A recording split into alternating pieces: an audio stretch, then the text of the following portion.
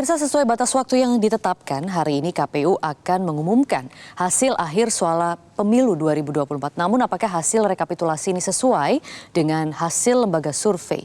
Kami akan membahasnya bersama analis politik Adi Prayitno. Mas Adi, terima kasih atas waktunya di Breaking News Metro TV. Mas Adi, pertama-tama kami ingin mengetahui bagaimana pendapat Mas Adi sendiri melihat proses rekapitulasi yang sampai saat ini pleno 2 provinsi masih belum juga dilakukan. Ya, saya kira ini cukup menegangkan ya, karena memang ini hingga last minute, ini adalah hari terakhir di mana sesuai dengan PKPU, KPU itu harus segera merampungkan proses hitung manual secara berjenjang dan hari ini adalah batas akhir di mana pengumuman resmi soal hasil pemilu itu diumumkan secara terbuka. Tapi seperti yang kita tahu bersama bahwa per hari ini sampai jam ini masih ada 2 provinsi yang belum selesai. Yang saya kira ini kemudian menimbulkan kekhawatiran di kalangan publik, jangan sampai ini persoalan penghitungan di 2 provinsi dari Papua ini kemudian terhambat dan akan membuat bagaimana proses penghitungan yang mestinya diumumkan hari ini itu justru molor. Oleh karena itu tentu publik berharap ya bahwa penghitungan ini bisa diselesaikan secara tuntas sehingga pengumuman pemenang pemilu di 2024 ini diumumkan bukan di tengah malam seperti dalam pemilu-pemilu sebelumnya, mungkin paling telat jam 9 atau jam 10 malam, sehingga itu masih dalam tenggat tanggal 20 Maret. Tapi kalau diumumkan di jam 12 malam, itu sudah menyalahi PKPU, itu sudah menyalahi aturan, itu sudah menyalahi komitmen bersama. Sehingga saya khawatir justru akan menimbulkan tingkat ketidakpercayaan yang semakin berlipat ganda terkait dengan KPU yang dinilai ya tidak terlampau sigap dan menyerap aspirasi keinginan publik bahwa soal penghitungan ini ya sesuai dengan target. Apapun hasilnya tentu publik ingin tahu yang sebenarnya. Baik, kalau Mas Adi sendiri memprediksi ini bisa tidak Mas, misalnya sebelum jam 10 malam agar tidak menyalahi undang-undang dari PKPU itu sendiri. Karena kalau kita tahu 2 provinsi ini, Papua dan juga Papua Pegunungan, selalu rumit ya dari pemilu ke pemilu. Dan kemarin juga sampai tidak jadi berangkat ke Jakarta karena masalah pengamanan. Jadi begitu rumitnya 2 provinsi ini. Bagaimana prediksi Mas Adi sendiri terkait hal ini?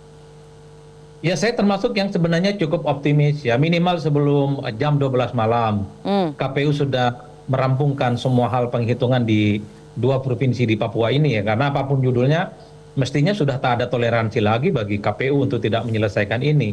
Tidak ada alasan-alasan lagi yang rasional, tidak ada lagi alasan-alasan yang bisa diterima oleh rakyat untuk memundurkan atau mengundurkan sehari 2 hari terkait dengan pengumuman. Ini putusan yang sudah ditetapkan jauh-jauh hari. Mestinya KPU itu prepare, ada mitigasi soal kerumitan-kerumitan ya, penghitungan yang kemudian dilakukan secara bersama ya di semua provinsi ini dan kemudian direkap di level nasional.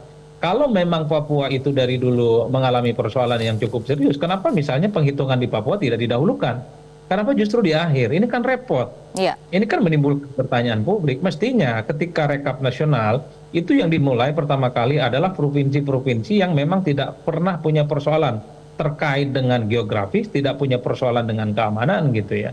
Ini yang mestinya harus dijelaskan oleh KPU. Kenapa harus Papua yang terakhir dihitung ya? Kita tahu bahwa Medan Papua itu butuh treatment yang agak berbeda dengan wilayah-wilayah yang lain. Oleh karena itu bagi saya ini kan menimbulkan kecurigaan dan rasa was-was yang cukup luar biasa bahwa maksud saya KPU itu tidak bisa mengumumkan hasil penghitungan secara nasional itu yang tersisa 2 provinsi sebelum tanggal jam 12.00 pagi hari ini sebenarnya Mbak Maria.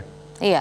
Kalau misalnya tentunya kita tidak ingin ya sampai ke arah sana, tapi kalau misalnya nih Mas Adi lewat dari jam 12 malam ini, konsekuensinya apa?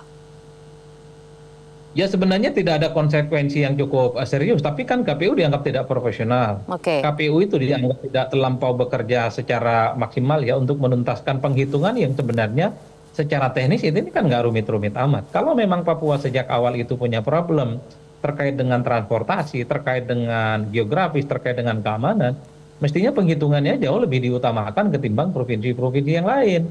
Jadi Jawa misalnya dan sekitarnya itu ngitungnya belakangan aja karena mereka lebih mudah untuk diakses. Ini yang saya sebut bahwa teman-teman KPU itu tidak melakukan mitigasi soal kemungkinan dan kerumitan-kerumitan yang terjadi sepanjang soal penghitungan rekap nasional ini, terutama di daerah-daerah non-Jawa ataupun di luar Jawa yang selama ini memang secara teknis itu bisa menghambat bagaimana molornya soal pengumuman itu.